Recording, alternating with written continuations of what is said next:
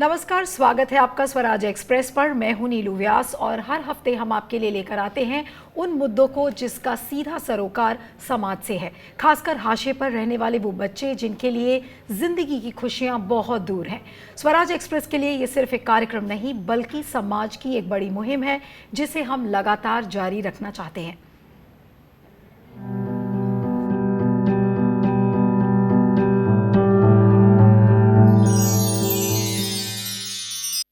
आज हम अपने इस खास कार्यक्रम में चर्चा कर रहे हैं आंगनबाड़ी की मौजूदा स्थिति के बारे में। आंगनबाड़ी वो संस्था है जहां नवजात से लेकर हर उम्र के बच्चों का ख्याल रखा जाता है, लेकिन आज आंगनबाड़ी की जो मौजूदा स्थिति है वो बेहद चिंताजनक है। हमारे पास उड़ीसा से आंगनबाड़ी को लेकर एक रिपोर्ट आई है जिसे देखकर ये लगता है कि क्या आंगनबाड़ी में रहने वाले बच्चों की जिंदगी सुरक्षित और व्यवस्थित है। आंगनबाड़ी की कार्यकर्ताओं की स्थिति भी बेहद खराब है। इस गंभीर विषय पर आज हम इस खास कार्यक्रम में बात करेंगे, लेकिन आपको दिखाते हैं चर्चा की शुरुआत करने से पहले आपको ये रिपोर्ट दिखाते हैं। आंगनबाड़ी एक ऐसी परिकल्पना जो जच्चा और नवजात बच्चे को ध्यान में रखकर बनाया गया था। आंगनबाड़ी जो दुधमुहे बच्चों के पालन का सबसे बड़ा केंद्र है, लेकिन आज इसकी स्थिति क्या है वो इन तस्वीरों के जरिए समझा जा सकता है। ये तस्वीरें ओडिशा के आंगनबाड़ी की हैं, जो इसकी दुर्दशा बयां कर रही हैं। इन इलाकों में मौजूद आंगनबाड़ी की देखरेख का अंदाजा इसी से लगाया जा सकता है कि यहाँ ना तो बच्चों को पौष्टिक खाना मिलता है और ना ही बाकी सुविधाएं। शौचालय की स्थिति ऐसी है कि इसको इस्तेमाल करने पर बीमार पड़ना तय है। आंगनबाड़ी की शुरुआत जिस मकसद से की गई थी वो तो पूरा नहीं हुआ, लेकिन यहाँ काम करने वाले कार्यकर्ता और इसमें रहने वाले बच्चे कई तरह की परेशानियों के शिकार जरूर हो गए। आंगनबाड़ी की स्थिति क्या कभी सुधरेगी, ये एक बड़ा सवाल है। नई शिक्षा नीति के लागू होने के बाद ऐसी भी चर्चा हो रही है कि आंगनबाड़ी को बंद किया जा सकता है, लेकिन सवाल ये है कि मौजूदा हालात में आंगनबाड़ी की ऐसी स्थिति के लिए जिम्मेदार कौन है। तो आपने ये रिपोर्ट देखी जिससे कि आपको अंदाज़ा हो गया होगा कि आंगनबाड़ी में जो कार्यकर्ता हैं, जो बच्चे हैं, उनकी ज़िंदगी कितनी महफूज है। अब आपको ये बता दें कि जो anganwadi integrated child development scheme का एक हिस्सा माना जाता है, जहां पर बच्चों की देखरेख, उनका ख्याल और हर उम्र के बच्चों का ख्याल यहां पर रखा जाता है। अलग अलग एज ग्रुप्स में अलग अलग स्कीम्स हैं जिनके तहत आंगनबाड़ी को डेवलप किया गया है। लेकिन 1975 में जो आंगनबाड़ी और ये जो पूरी जो स्कीम है इसकी स्थापना हुई थी, आज इतने सालों बाद अगर आप ग्राउंड पर इसकी हालात देखें तो इसकी हालात बिल्कुल अच्छे नहीं हैं। आज की चर्चा इस पर हम शुरू करते हैं। हमारे साथ खास मेहमान जुड़ रहे हैं ज्योत्सना झा, जो कि डायरेक्टर हैं for centre for budget and policy studies. She is also PhD in economics from Jawaharlal Nehru university. Researcher है जिन्होंने बहुत सारी रिसर्च एजुकेशन और जेंडर में किया है। ज्योत्सना, आपका बहुत बहुत स्वागत है। हमारे साथ प्रोग्राम में जुड़ रहे हैं दयाराम, जो कि सेक्रेटरी हैं एस्पायर NGO के। ये NGO is supported by Tata steel foundation और ये वो NGO है एस्पायर जिसके साथ स्वराज एक्सप्रेस ने मिलकर कोलैबोरेट किया है। और हर हफ्ते हम आपके लिए बच्चों से जुड़े हुए जितने भी मसले हैं, जितने भी इश्यूज़ हैं, वो मैं आपके लिए लेकर आती हूँ। तो दया, आपका भी बहुत बहुत स्वागत है। और आज की चर्चा में शुरुआत करूँगी ज्योत्सना से। ज्योत्सना, 1975 में यानी कि 1975 में इस पूरी स्कीम की स्थापना की गई थी और ये सोचकर कि रूरल इंडिया में एक बहुत ही एम्बिशियस, रूरल इंडिया के लिए एक बहुत एम्बिशियस प्रोग्राम लॉन्च किया जाएगा। लेकिन इतने सालों बाद इस पूरे प्रोग्राम की अगर मैं यात्रा आपको कहूँ तो आप इसे कैसे देखेंगी? Is it a glass half filled or there are too many challenges or has it failed? इसको आप कैसे देखोगे? आंगनबाड़ी, ये बताना जरूरी है कि ये दुनिया का सबसे पहला प्रोग्राम था जहां बच्चों के इंटीग्रेटेड सॉल्यूशन की बात हुई। इसमें न्यूट्रिशन का एलिमेंट था, इसमें एजुकेशन का एलिमेंट था और इसमें लैक्टेटिंग मदर्स, प्रेग्नेंट मदर्स का एलिमेंट था। तो एक इंटीग्रेटेड प्रोग्राम की परिकल्पना थी और वो अपने आप में बहुत ही एक रेडिकल स्टेप था और कंसेप्चुअलाइजेशन था। और जब जिस तरह से वो एलिमेंट हुआ है ओवर द इयर्स, उसमें बहुत सी समस्याएं रही हैं। लेकिन आज के दिन में अगर आप देखेंगे तो पूरे देश में एक जैसी स्थिति नहीं है। जिन राज्यों के पास, जैसे सदर्न स्टेट्स के पास बेहतर पेइंग कैपेसिटी थी, उन लोगों ने उस पे अपने पैसे से खर्च किया है। जो केंद्र सरकार का प्रोग्राम था, उसमें तो सबसे बड़ी वजह है कि पैसा ही नहीं रहा। वो काम उसमें जोड़ते चले गए और नए नए कॉन्सेप्ट्स लाते गए, उसको बैक ही नहीं किया। किसी भी चीज को आप बिना पैसे से, बिना ट्रेनिंग से, बिना सिंसियरिटी से नहीं इम्प्लीमेंट कर सकते हैं। तो इसकी हालत कई राज्यों में तो बहुत ही खराब है, लेकिन उन राज्यों में बाकी चीजों की भी हालत खराब है। तो ऐसा भी नहीं है कि आंगनवाड़ी एक अलग से उसका एक एग्जाम्पल है। और कुछ राज्यों में जहाँ जैसे साउथ के स्टेट्स हैं, जहाँ इन्होंने अपना पैसा लगाया और अपने तरह से उसको रिकंसेप्चुअलाइज किया, ये बेहतर है। तो इसलिए इसको एक ही मापदंड से पूरे देश में नहीं मापा जा सकता है। और जहाँ पे ये खराब चल रहा है वहाँ बहुत ही खराब चल रहा है। हम लोगों ने एक स्टडी की थी और काफी इन डेप्थ स्टडी की थी बिहार में और तमिलनाडु में, और वहाँ हमने पाया कि बिहार के जिस हिस्से में हम लोगों ने काम किया, वहाँ आंगनवाड़ी चलती ही नहीं थी। जो अगर खुल भी जाए तो कुछ बच्चों को वहाँ खाना मिल जाता था, उसके अलावा वहाँ कुछ नहीं होता था। और जाति का समीकरण ऐसा था कि जिस जात की महिला आंगनवाड़ी वर्कर है, उससे नीचे जात के बच्चे तो वहाँ सोच भी नहीं सकते हैं आने में, और उनके प्रति व्यवहार भी बहुत बुरा था और कई सारी समस्याएं। तो आपके कहने से ज्योत्सना लगता है कि आंगनबाड़ी को जो वहाँ का गांव का समाज है उससे भी बहुत ज़्यादा जोड़कर देखा जा रहा है, क्योंकि आपने जैसा कहा कि जो लोअर कास्ट के जो लोग हैं वहाँ पर वो अपने बच्चों को भेजने के लिए ज़्यादा नहीं सोचते। लेकिन दया आपसे पूछूंगी, ज्योत्सना आपके पास फिर से लौटूंगी आपके पास, आप बने रहेगा। लेकिन दया, कितनी बड़ी प्रायोरिटी है सरकार के लिए आंगनवाड़ी इस समय? क्योंकि पेपर पे तो बहुत एम्बिशियसली इसको बनाया गया है, लेकिन जो ज़मीनी हालात है वो बहुत ज़्यादा अच्छे नज़र नहीं आ रहे हैं। तो इतना एम्बिशियस प्रोग्राम सरकार ने बना तो लिया, लेकिन कितनी सरकारें हैं जिन्होंने वाकई में आंगनवाड़ी को प्रायोरिटी दी है? मैं ये कहूँगा कि सबसे पहले तो ये बहुत ही महत्वपूर्ण प्रोग्राम है किसी भी व्यक्ति की जिंदगी में। शायद ये 0 से 6 का जो उम्र है वो सबसे महत्वपूर्ण उम्र है। ये ज्योत्सना इकोनॉमिस्ट है, ये बताएंगे आपको पूरी दुनिया में जो इकोनॉमिस्ट बात कर रहे हैं आज, जब रिटर्न की बात कर रहे हैं इन्वेस्टमेंट का, मैं सिर्फ इस लहजे से देखूं तो सबसे ज्यादा जो रिटर्न है इन्वेस्टमेंट का वो इस उम्र के बच्चों पे है, क्योंकि ये उम्र सबसे बहुत महत्वपूर्ण उम्र है। और आईसीडीएस प्रोग्राम की जो परिकल्पना की गई, जैसे ज्योत्सना ने बताया अभी, ये बहुत समग्र रूप से सोचा गया।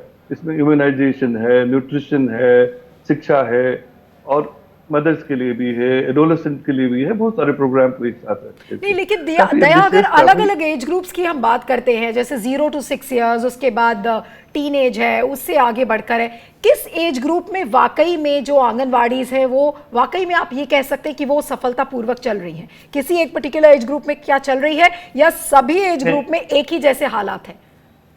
नहीं, जैसा कि ज्योत्सना ने कहा, मैं सहमत हूं कि अलग अलग राज्यों की अलग अलग स्थिति है। पहले तो हमें ये समझना है कि ये सेंट्रली स्पॉन्सर्ड स्कीम है, तो सेंटर की तरफ से, सेंटर ने इनिशिएट किया, तो सेंटर की तरफ से कुछ शेयर है फंड का, वो सफिशिएंट नहीं है। मैं जो कहना चाह रहा था कि हमने तो सोचा है, कल्पना तो ये है कि हम चांद पे जाएंगे, बहुत अच्छे से कंसेप्चुअलाइज किया है, लेकिन जब जाने के लिए प्रोविजनिंग करते हैं तो हमने बैलगाड़ी का किया है, बुलेट कार्ट का, तो चांद पे पहुंच नहीं सकता है। तो जो परिकल्पना है, जो सोच है और जो प्रोविजन है, उसके बीच बहुत बड़ा गैप है, और सबसे बड़ा कारण तो यही है। अब इन कारणों को देखें कि मैं थोड़ा सा आपसे थोड़ा सर्वे अपना, हमने जो एरिया में काम किया है और आपसे शेयर कर लूं कि क्या स्थिति है। ये मैं आपसे कुछ आंकड़े शेयर कर रहा हूँ। 200 आंगनवाड़ी के साथ पिछले साल हमने काम शुरू किया। तो हमने पहला बेस लाइन किया, वेस्ट लाइन में आपको बताऊं मैं कि इलेक्ट्रिसिटी की हालत देख लीजिए तो 0%, किसी आंगनवाड़ी केंद्र में इलेक्ट्रिसिटी नहीं है। बिल्डिंग 65% आंगनवाड़ी के पास अपने भवन नहीं है, बच्चे कहाँ बैठते हैं, कैसे बैठते हैं। 56% के पास टॉयलेट नहीं है, छोटे बच्चे जिनको टॉयलेट जाने की टॉयलेट नहीं है, आप बच्चों को 4 घंटे वहां बैठ के काम करना है। पानी, पीने के पानी की सुविधा की बात करें, सिर्फ 35% थे जहां पे पानी की सुविधा थी, कुछ था जिससे पानी निकाल के बच्चे पी सकते हैं। बच्चों के स्वस्थ रहने का सवाल है, हाथ धोने का सवाल है, तो 100% में से किसी में भी कोई सोप जैसी कोई चीज नहीं थी जहां बच्चे हाथ धो सकते हैं। बच्चों की उपस्थिति को ले तो 60% से कम बच्चे आ रहे थे, और चूंकि उड़ीसा में 2 मील मिलता है, कर्नाटका में भी 2 मील मिलता है, तमिलनाडु में कुछ अच्छे, उड़ीसा कुछ अच्छे राज्यों में से है जो ये फिगर देख रहे हैं आप। तो उसमें स्थिति है कि बच्चों को उनकी उपस्थिति 60% से कम थी।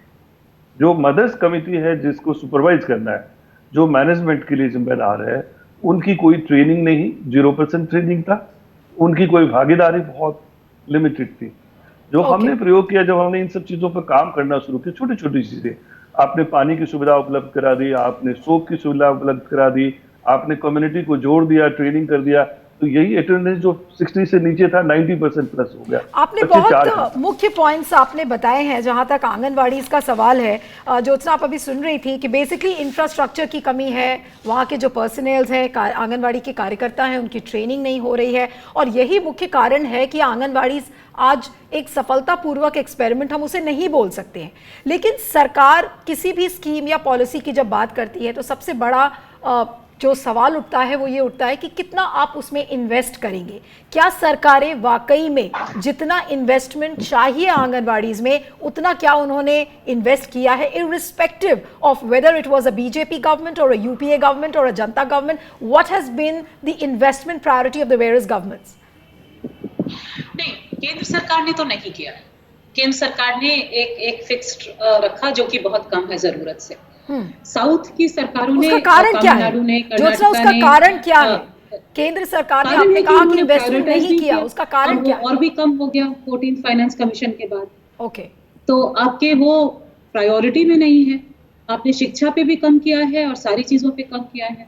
और ये जो उम्र के बच्चे हैं साउथ में, इस पे बहुत ज्यादा खर्चा है नॉर्थ और ईस्ट के कंपैरिजन में, और इसलिए आंगनवाड़ियों की हालत यहाँ थोड़ी बेहतर है। जैसे यहाँ बच्चे आते हैं, हम लोगों ने एक क्लासरूम प्रोसेस का कर्नाटका में किया, तो हमने पाया कि एज अप्रोप्रिएट एक्टिविटीज एक्चुअली सिर्फ आंगनवाड़ी में हो रही थी, प्राइवेट प्री स्कूल और अदर जितने भी प्राइवेट इंटरवेंशन है उनके कंपैरिजन में। लेकिन यहाँ भी इंफ्रास्ट्रक्चर की कमी है, यहाँ भी कई चीजों की कमी है। लेकिन यहाँ सैलरीज जो है वो 3 गुनी है। जो ऑनरेरियम मिलता है आंगनवाड़ी वर्कर को, वो तेलंगाना में, कर्नाटका में, तमिलनाडु में से बिहार के कंपैरिजन में या उत्तर प्रदेश के कंपैरिजन में 3 गुना ज्यादा है। और फिर भी ये कम है। हम लोगों ने अभी एक 16 राज्यों में किया है बच्चों पे खर्चे का एनालिसिस, और हम लोगों ने ये पाया कि जो 0 to 6 है वो सबसे कम है उनकी जरूरतों की अपेक्षा। जो हमारा 6 से 14 वर्ष है उस पे ज्यादा खर्चा है, और फिर 14 से 18 पे कम है। लेकिन तो आप अगर खर्चा नहीं करेंगे तो नहीं मिलेगा, और गवर्नेंस मैटर करता है। आप माफ करिएगा, आपको मैं इंटरप्ट कर रही हूँ यहाँ पे। एक आंकड़ा स्मृति ईरानी जो women and child development minister हैं, उन्होंने एक आंकड़ा दिया है लोकसभा में दिसंबर 13 को। उन्होंने कहा है कि जो आंगनवाड़ी जिनके पास टॉयलेट्स नहीं है, जो total number which she has shared it with the Lok Sabha is 3,62,940 toilet. Anganwadis में टॉयलेट्स नहीं है। अब ड्रिंकिंग वाटर यानी कि पीने का जो पानी है उनकी संख्या है 1,59,568 आंगनवाड़ीज में पीने के पानी की सुविधा नहीं है। अब ये जो इतने बड़े बड़े प्रोग्राम्स, चाहे आप वो इम्यूनाइजेशन का प्रोग्राम, चाहे इंद्रधनुष प्रोग्राम हो या पोषण अभियान हो, इतने सारे जो पैरेलल कैंपेन सरकार के चलते रहते हैं, तो क्या ये कैंपेन्स आंगनवाड़ी को कवर नहीं करते? क्योंकि अगर ऐसा करते तो शायद आंगनवाड़ी को भी उतना ही इंफ्रास्ट्रक्चर मिल जाता और वो अच्छे से पनपते। कैंपेन्स पे आंगनवाड़ी को नहीं करते हैं। अगर करते भी हैं तो सिर्फ एक जरिया बना के आंगनवाड़ी वर्कर उस कैंपेन का जरिया बन जाती है, तो वो और भी अपना जो उसका काम है वो छोड़कर उस कैंपेन में चली जाती है।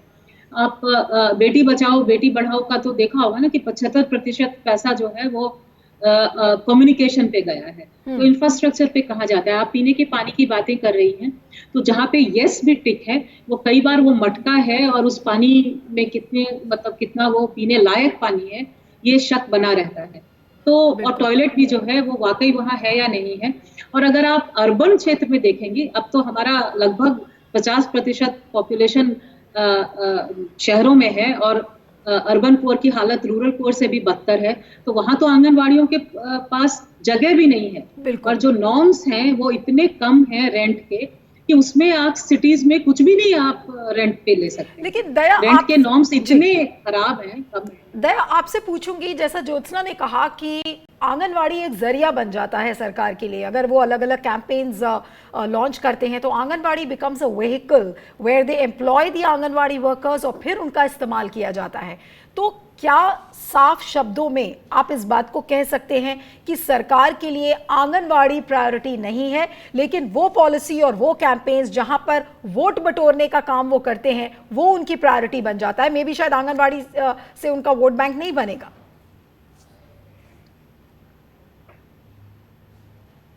है वो सरकार की प्रायोरिटी में नहीं है। वो दिखता है लोकेशन से लेकर के और बाकी सारी चीजों में दिखता है। और एक चीज का इंडिकेटर है कि सरकार जिस बात को गंभीरता से लेती है उस पर ठीक से खर्चा भी करती है, नहीं करती है उसके लोकेट नहीं करती है तो इसके प्रति गंभीर नहीं है। ये तो सीधा सा सवाल है, इसमें कोई दो मत नहीं है। लेकिन मैं आपको बताऊं, ये आंगनबाड़ी कार्यकर्ताओं की स्थिति देखिए आपकी, मैं आपसे कुछ आखिरी शेयर कर रहा था कि इनसे उम्मीदें तो हमने बहुत कर रखी है। ये आंगनबाड़ी कार्यकर्ता हम जहाँ काम करते हैं उनको 29 रजिस्टर भरते हैं, उसके अतिरिक्त उनके पास दुनिया भर के काम है जिसमें उनको लगाया जाता है। जब आप इनको लगाते हैं इस तरह के काम में, उनका कोई ट्रेनिंग नहीं है। और जो एक असली मुद्दा है, ह्यूमनाइजेशन का काम तो काफी हद तक हो रहा है काफी जगहों पे। जो प्री प्राइमरी एजुकेशन का, जो अर्ली चाइल्डहुड एजुकेशन का काम है, वो सबसे बड़ा कैजुअलिटी है। क्योंकि ना तो उनके लिए उसके पास कोई ट्रेनिंग है, ना तो साधन है, सामग्री भी नहीं मिलेगी आपको वहां जाएंगे तो। और वो सामग्री यदि कहीं है, कहीं से खरीद के आए तो उसका उपयोग कैसे करें, उसके लिए कोई ट्रेनिंग नहीं है। और मैंने कहा कि सब मिला जुला के वो मूलतः कुछ खाना बांटने का कार्यक्रम तो हो जाता है, लेकिन बच्चों के विकास के लिए, सर्वांगीण विकास की जो हम बात करते हैं, हेल्थ, हाइजीन, न्यूट्रिशन और जो डेवलपमेंट की बात करें, साइकोमोटर डेवलपमेंट की बात करते हैं, वो उसको देखें तो वो करीब करीब नगण्य है, क्योंकि उस पर कोई स्ट्रेस नहीं है। बिल्कुल। और उस पर कोई ध्यान नहीं दिया गया है। तो और ये आंगनबाड़ी कार्यकर्ता के लिए अकेले ये सब कुछ करना भी बहुत मुश्किल है, क्योंकि जितने काम गिनाए गए हैं सब उस आंगनबाड़ी कार्यकर्ता को करना है। तो उसकी जो क्षमता है, उसके जो वेतन मिलते, वेतन नहीं ऑनरेरियम कहते हैं ये, उस सबको देख ले तो ये असंभव सा काम है उनके। सो बेसिकली इंसेंटिवाइज नहीं किया जा रहा है जो आंगनबाड़ी वर्कर्स हैं, और शायद ये बहुत बड़ी वजह है जिसकी वजह से जो आज आंगनबाड़ी की हालत है वो इस समय मौजूदा हालत है। लेकिन ज्योत्सना, आपसे पूछूंगी कि जो आंगनबाड़ी की जो कार्यकर्ता है, जैसे दया ने कहा कि एक कार्यकर्ता वो बेचारी 29 रजिस्टर्स भरती है। कभी कभी ये भी सुनने में आता है कि आंगनबाड़ी वर्कर्स को इलेक्शन ड्यूटी में लगा दिया जाता है। तो यानी कि जो काम उनको करना है वो काम ना करके वो 10 और काम कर रहे हैं। तो ऐसे में आंगनबाड़ी की जो संस्था है और जो पूरी जो उसका फ्रेमवर्क है उसे इम्प्रूव करने के लिए इस समय सरकार क्या करेगी? पहले तो ये कहा जाता था कि हम अवेयरनेस प्रोग्राम्स करेंगे, अवेयरनेस बढ़ाएंगे। अवेयरनेस प्रोग्राम तो मुझे सरकार का कोई इस पर नजर नहीं आता और ना ही इसे मेन स्ट्रीम मीडिया कवर करता है। नहीं, तो उसके ट्रेनिंग में तो अलग अलग राज्यों का अलग अलग अप्रोच रहा है। तो जैसा मैंने बार बार कहा कि साउथ में उनको बेहतर हुआ है उनके ट्रेनिंग, और उसका कुछ असर भी दिखता है, लेकिन जो हुआ है वो काफी नहीं।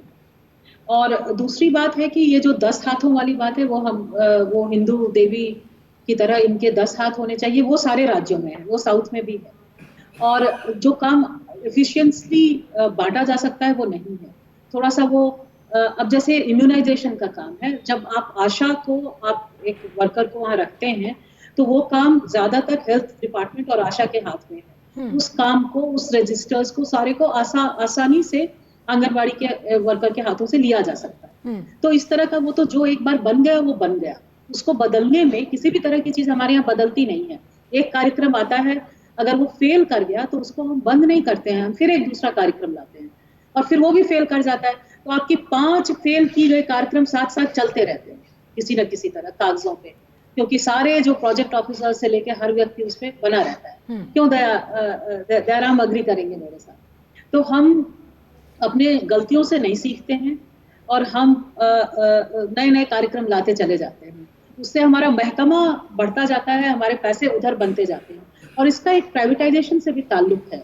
आंगनबाड़ी अगर नहीं काम करती है, और खास करके जो हमारे स्कूल में है, वो प्री स्कूल पे जब जोर देते हैं तो वो चाहते हैं कि आपके बच्चे प्राइवेट स्कूल से होकर आए। तो वो भी एक है, ये हमारे वाइडर पॉलिटिकल इकोनॉमिक फ्रेम भी है। हम आंगनबाड़ी को सक्सेसफुल देखना ही नहीं चाहते हैं, खास करके अर्ली चाइल्डहुड एजुकेशन के संदर्भ में। नहीं, हम तो जो चाहते ही बढ़ता नहीं है हुआ कि वो प्राइवेटाइजेशन है, सफल आपने हो। एक बहुत सिग्निफिकेंट पॉइंट उठाया कि जो बढ़ता हुआ प्राइवेटाइजेशन है वो नेचुरल सी बात है कि वो कभी नहीं चाहेंगे कि आंगनवाड़ी सक्सेसफुल बने। तो ऐसे में दया, आप क्या सोचते हैं कि सोल्यूशन क्या होगा? ऐसे तो जो ज्योत्सना ने बताया और जो ट्रेंड देखने में आ रहा है because of the increasing privatisation, don't you think that the anganwadis with the lapse of time will get completely phased out? बिल्कुल ऐसा दिन भी आएगा कि बिल्कुल खत्म हो चुकी होंगी, उनका वजूद ही खत्म हो नहीं, जाएगा। मुझे मुझे नहीं लगता है कि फेज आउट होगा, और होना भी नहीं चाहिए।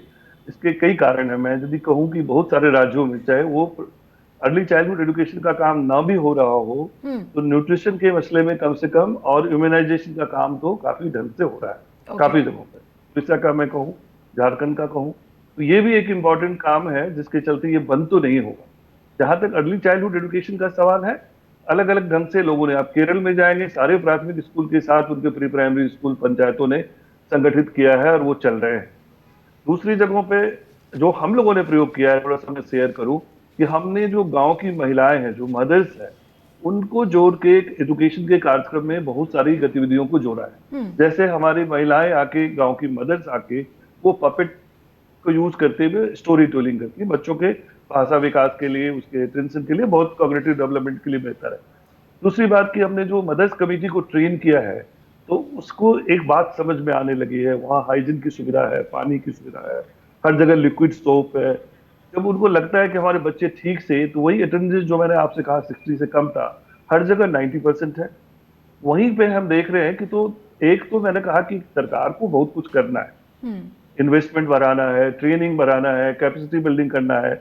लेकिन दूसरी तरफ जो पंचायत और जो हमारी मदद कमेटी है, उनकी सक्रिय भागीदारी से भी इनमें बहुत ज्यादा सुधार की गुंजाइश है, बिल्कुल, तो जो आप कह रहे हमारा हैं अनुभव। कि बिल्कुल, तो आप इंडिकेट कर रहे हैं कि कम्युनिटी पार्टिसिपेशन जो होना चाहिए इस प्रोग्राम में वो नहीं हो रहा है। लेकिन ज्योत्सना, एक जो और बड़ा सवाल है, अभी हाल में हमने देखा कि नई शिक्षा नीति लॉन्च की गई। नई शिक्षा नीति से इन आंगनवाड़ीज को कैसे जोड़ा जाएगा? क्या वाकई में ये एक्सपेरिमेंट सक्सेसफुल हो पाएगा जहां तक नई शिक्षा नीति और आंगनवाड़ियों को जोड़ने की बात है? मुझे नहीं लगता कि ये किसी को भी पता है कि ये कैसे जोड़ा जाएगा, और नीति इस बारे में कुछ भी नहीं कहती है। तो और कई राज्यों में इसका विरोध भी है, और आंगनवाड़ी वर्कर्स के यूनियंस तो विरोध कर ही रहे हैं। और दूसरी बात है कि जब आप एक चीज लाते हैं, ये ठीक है कि 3 से 8 अगर आप चाइल्ड डेवलपमेंट के हिसाब से देखेंगे, तो डेवलपमेंटली वो 3 वर्ष से 8 वर्ष के बच्चों का एक बनता है सामंजस्य। लेकिन अगर आप इंस्टीट्यूशनली देखेंगे, तो जो स्कूल है वो कभी भी 20 साल से दयाराम और मेरे जैसे लोग मेहनत कर रहे हैं, और हम लोग सारी मेहनतों के बावजूद और पूरे सरकारी तंत्र के जुड़े रहने के बावजूद हम लोग ये नहीं बदल पाए कि पहली में बच्चे लिखने का काम ना करें, दूसरी में ना करें। और अब हम और भी छोटे बच्चों को ला रहे हैं, तो चाहे हम लिखने में कितना भी बात कर लें कि upward mobility of child centred learning and child joyful learning जो होने वाला है, वो है downward extension of reading and writing. तो अब आपको 4 साल के बच्चे और 5 साल के बच्चे भी लिखते नजर आएंगे, 3 साल के बच्चे भी अरिथमेटिक के सवाल से जूझते, अंक तो कम से कम जानेंगे ही।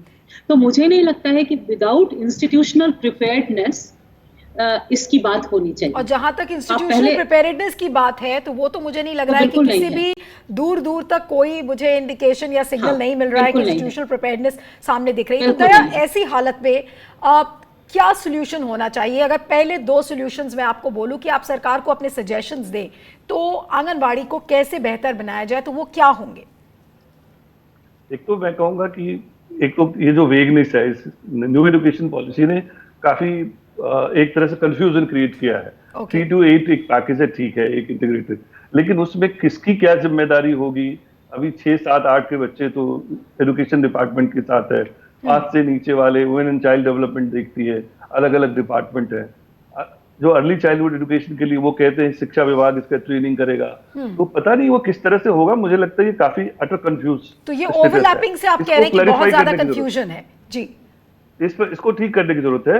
और दूसरी बात, आपने कहा कि इन्वेस्टमेंट बढ़ाने की जरूरत है हर जगह इसके लिए, और ये बढ़ेगा तभी जब दबाव बनेगा, क्योंकि ये इसलिए भी कम है कि जो अपर मिडिल क्लास है शहर में, उनके बच्चों के लिए या तो घर में या उनके प्री प्राइमरी एजुकेशन की सुविधाएं तो हो जाती है, क्योंकि हमारा तो समाज बटा हुआ है एक, जिसके लिए प्राइवेट व्यवस्था है। जो बाकी जो वंचित तबके हैं उनके लिए उनकी जरूरत है, जो रूरल है, जो मार्जिनलाइज है, अब उनकी आवाज नहीं है तो नहीं हो पा रही है। तो रास्ता तो ये है कि एक तो जो है प्रोविजन उसको भी बेहतर यूटिलाइजेशन के लिए संगठित होकर काम कर रहे हैं, तो वो बेहतर ढंग से यूटिलाइज कर रहे हैं। हमारा अनुभव है इस साल हम लोग 5000 आंगनबाड़ी के साथ काम करने का हमारा प्लान है, 200 की बजाय। तो देख रहे हैं, हमने एक प्रयोग किया कि देखा उसमें बहुत बड़ा अंतर पड़ा है लोगों की भागीदारी से, ट्रेनिंग से, मैनेजमेंट को सुधारने से। एक तो वो पहलू है। दूसरा, ये लगातार डिमांड भी कर रहे हैं, ये लोग कह रहे हैं कि ये इलेक्ट्रिसिटी क्यों नहीं है। और मैं आपसे एक सिर्फ डेटा शेयर करना चाहता हूँ केओंझर डिस्ट्रिक्ट का। केओंझर डिस्ट्रिक्ट में, लेकिन हमारे पास समय कम है, दया समय कम है, लेकिन जिस तरीके से छोटा सा डेटा मैं आपको बता रहा हूँ, ये पैसे का मसला नहीं है, यही मैं कहना चाह रहा था कि केओंझर डिस्ट्रिक्ट में डिस्ट्रिक्ट मिनरल फंड में 4400 करोड़ रुपए है, लेकिन आंगनबाड़ी का इंफ्रास्ट्रक्चर नहीं है।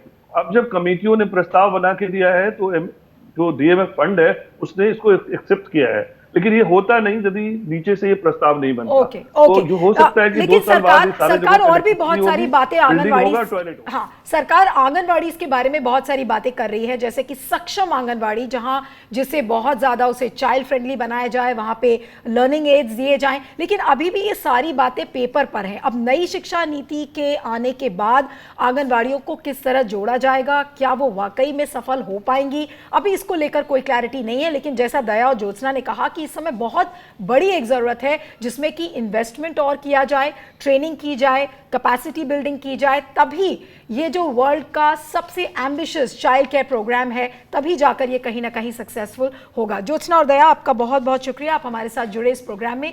अगले हफ्ते आपके साथ फिर मिलूंगी किसी और इशू के साथ। बने रहिएगा स्वराज एक्सप्रेस के साथ।